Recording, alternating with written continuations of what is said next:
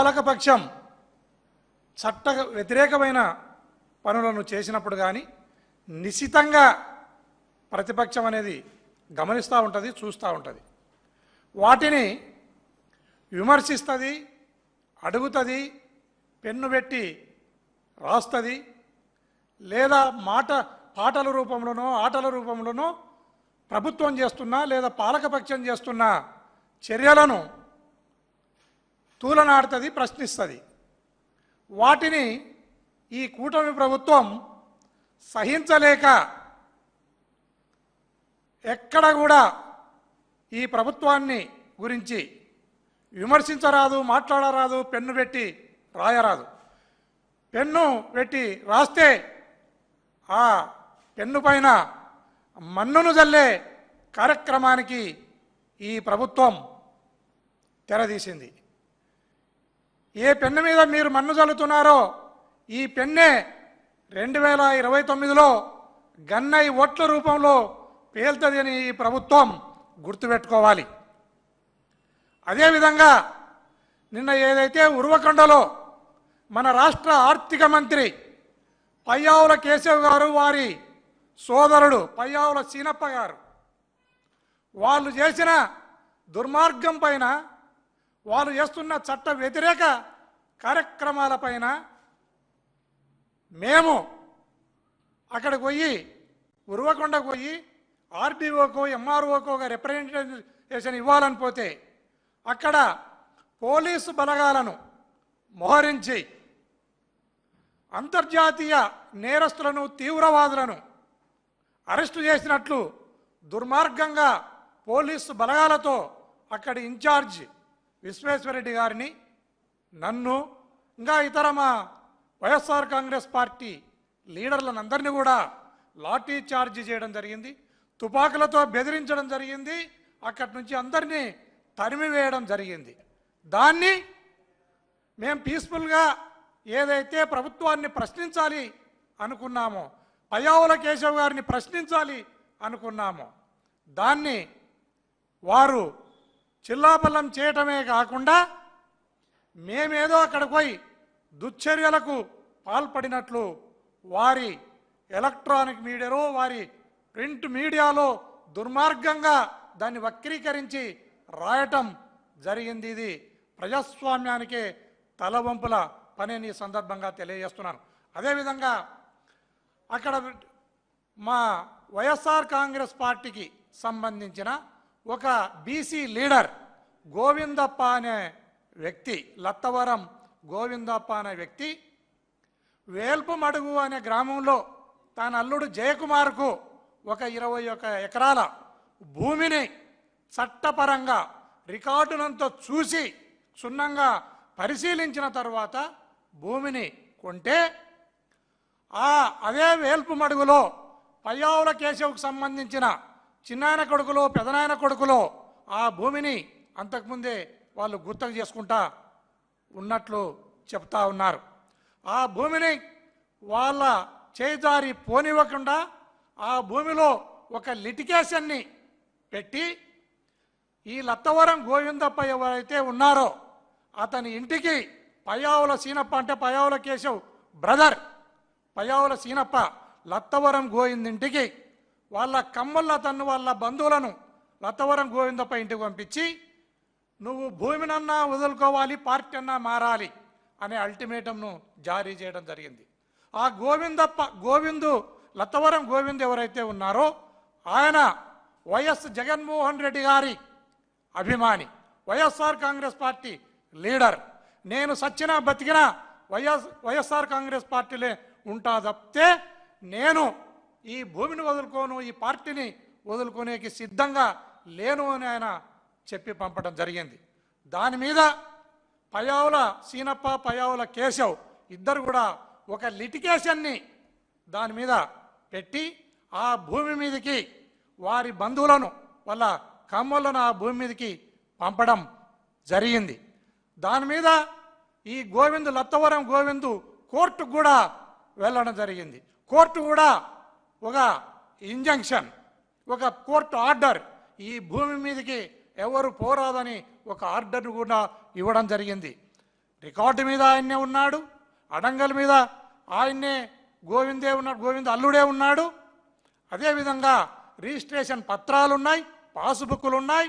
MRO collector కూడా ఈ భూమిలో ఎలాంటి లిటిగేషన్ లేదు, ఇది జయకుమార్ కంటే లత్తవరం గోవింద్ అల్లునికి సంబంధించిన భూమి అని స్పష్టంగా కూడా చెప్పి ఒక ఆర్డర్ను ఇవ్వడం జరిగింది.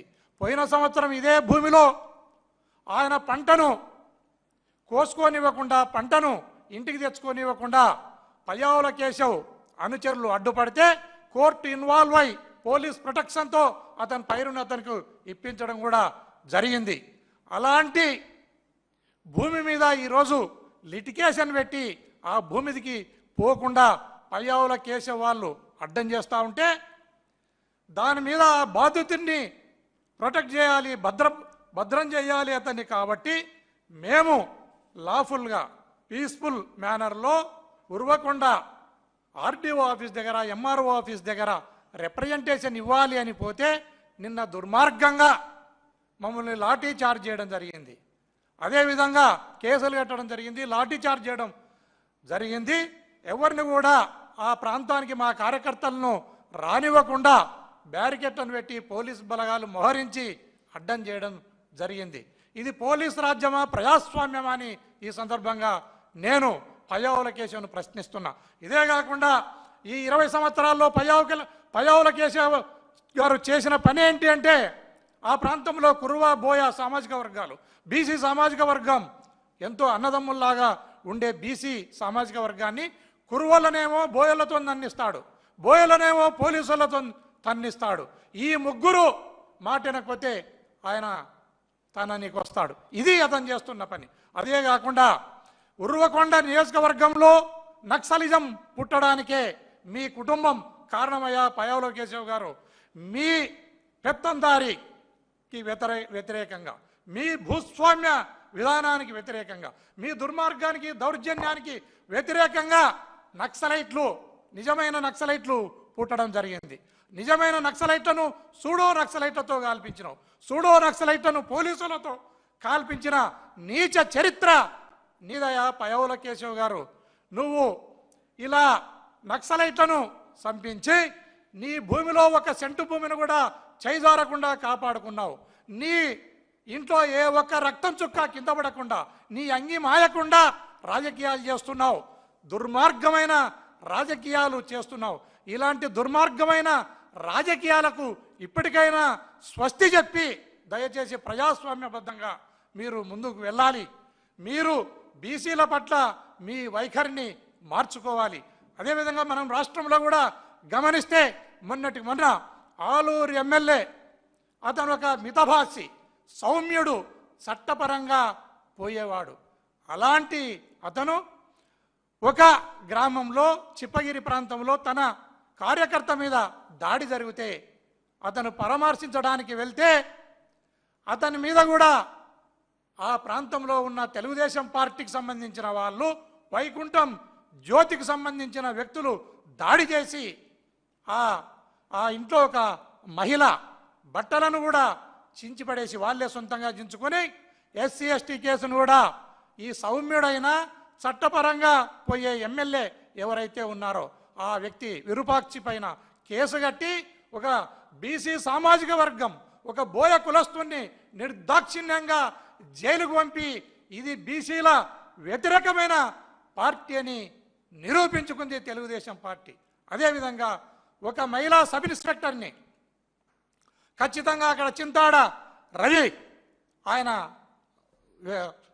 సంబంధించిన వర్గీయులు, ఆ మహిళా ఎస్ఐ ఎవరైతే ఉన్నారో ఆ మహిళా ఎస్ఐ దగ్గర తోపులాట జరుగుతుంటే ఆ మహిళా ఎస్ఐ గారిని గౌరవంగా పక్కకు పంపించడానికి, ఆ మహిళా ఎస్ఐ గారికి ఇబ్బంది కలగకుండా చూడడానికి ప్రయత్నం చేస్తే జగన్మోహన్ రెడ్డి గారికి లక్షలాది మంది జనం కలిస్తే దాన్ని చూసి కడుపులో మండి ఏదో ఒకటి దీనికి ప్రత్యామ్నాయంగా, దీనికి కౌంటర్గా ఏదో ఒకటి మా పత్రికలలో రాసుకోవాలి లేదా మా ఎలక్ట్రానిక్ మీడియాలో చూపించుకోవాలి అన్న ఉద్దేశంతో కేవలం ఆ మహిళా ఎస్ఐతో బలవంతంగా ఒక కేసును ఇప్పించి చింతాడ రవి మీద కేసు పెట్టడం జరిగింది. తర్వాత చట్టాలను గౌరవించే వ్యక్తి, నాగరికంగా రాజకీయాలు చేసే వ్యక్తి అప్పలరాజు. డాక్టర్ గారి మీద కూడా, అప్పలరాజు గారి మీద కూడా కేసు కట్టి జైలుకు పంపించడం జరిగింది. ఆయన కుమారుని పైన నిర్దాక్షిణ్యంగా ఒక మర్డర్ కేసును పెట్టడం జరిగింది. అయ్యా, మర్డర్ జరగాలన్నప్పుడు అతనికి ఒక దురుద్దేశం ఉండాలి, అతనికి ఒక ప్రీ ప్లాన్ ఉండాలి, వెపన్లను సర్దుకోవాలి, అటాక్ జరగాలి, కంప్లీషన్ కావాలి, అప్పుడే మర్డర్ అవుతుంది. అట్లాంటిది నిర్దాక్షిణ్యంగా ఆ పిల్లవాని మీద, మైనర్ మీద కేసు కట్టి ఆయనను, ఆయన కుమారుణ్ణి ఇద్దరిని కూడా జైలుకు పంపించడం జరిగింది. దీనితో మీరు ఈ రాష్ట్రంలో బీసీల పట్ల మీ వైఖరి ఏంటో, బీసీల పట్ల మీకున్న కపట ప్రేమ ఏంటో తేలిపోతా ఉంది. దయచేసి ఇప్పటికైనా ఈ ప్రభుత్వాన్ని నేను కోరుతున్నా, అమాయకులైన చట్టపరంగా బతుకుతున్న వైఎస్ఆర్ కాంగ్రెస్ పార్టీకి సంబంధించిన కార్యకర్తల మీద కానీ, లీడర్ల మీద కానీ కేసులు పెట్టకుండా మీరు అభివృద్ధి వైపు, సంక్షేమం వైపు ఆలోచిస్తూ ముందుకు వెళ్ళాలని ఈ ప్రభుత్వాన్ని విజ్ఞప్తి చేస్తున్నాను.